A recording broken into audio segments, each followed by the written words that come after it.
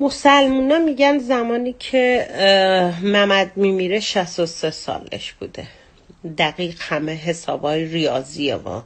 زمانی هم که با خدیجه ازدواج میکنه 17 سال اختلاف سنیشون بوده.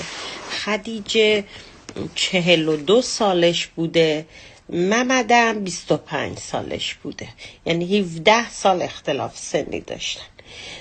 فاتی هم که توی 18 سالگی مرد. اینا ریاضیاتیه که به ما گفتن بدون اینکه بهش فکر بکنیم. ما میایم حالا چی کار میکنیم؟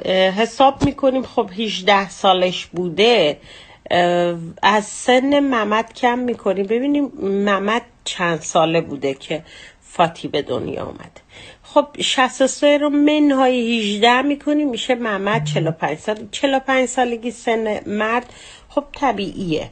حالا میایم 45 محمد رو با اختلاف سنیش با خدیجه جمع میکنیم، یعنی 17 سالگی حساب میکنیم. میگیم خدیجه به 45 سالگی محمد به اضافه 17 سال اختلاف سنشون میشه 62 سال.